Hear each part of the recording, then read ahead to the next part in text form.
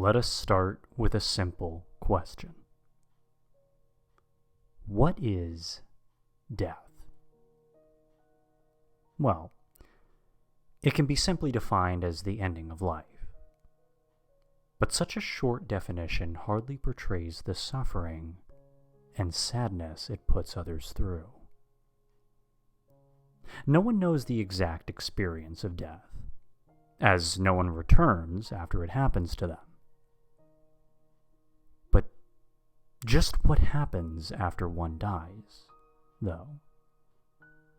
A sort of afterlife? A simple matter of kaput? So many suggestions have been put forth as to what happens afterwards, but there's always a lingering part of the mind that is not aware of the state. Well, let's imagine what death could be. Okay, let's start off with a tragic death.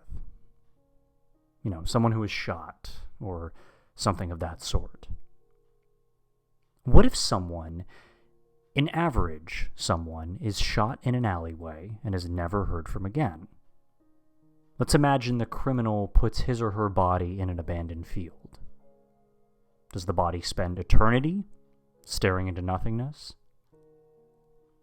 Now, if one had already perished at the time and had no life left in them, this would not be a matter of fear.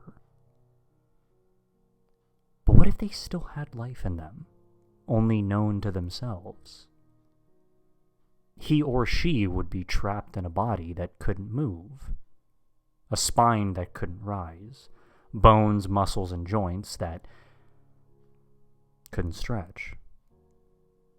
A desperate cry for help which is heard by no one.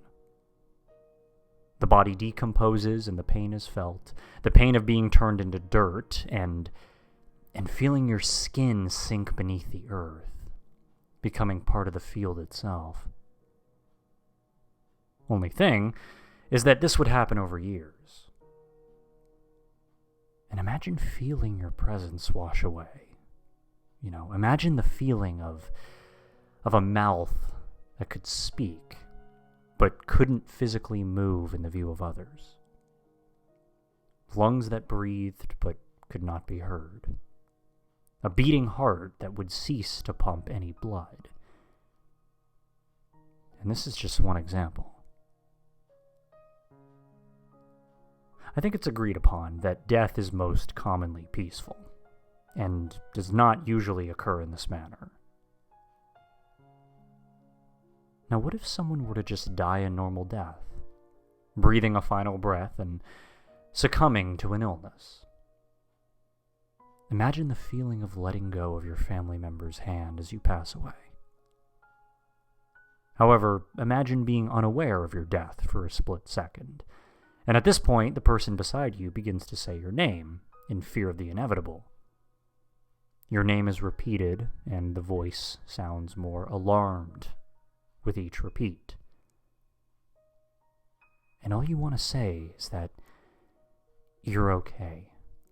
You want to say that you're right here. But you're not. You are present as you have ever been, but your actual presence is not. The feeling passes you, and it's at this point where you have perished. You are dead. And while funerals have always been an eerie atmosphere, imagine being the dead one. Imagine having life in you, only known to yourself. If you were to be placed in a coffin with life left inside you, what would your reaction be? If someone who had had a controlling personality were to be placed in a coffin, just imagine his or her reaction. He or she would be placed inside, right, and would obviously have a desire to fight against it, but the attempt would be in vain. See, the person would be placed inside the coffin only to be shut in for eternity. He or she would be placed in a rectangular-shaped hole, never to see the light of day again. They would only see the lid of their coffin, their eternal captor. They would long to lift the lid of their coffin and to see the faces of all of their friends and family. They would long to have their life back again. They would long, simply put, for another chance. And during their time in the coffin, they would have to ponder over all of their regrets. Everything they hadn't accomplished. Everything they ever desired. If they'd been too timid to do something, they'd have no chance to do it now, as they'd reached the final stage of what they had always feared. The coffin is the person's eternal bane. And in some ways, the aftermath is worse than the death itself. Now imagine any other scenario of death. Imagine having no way to leave its grasp.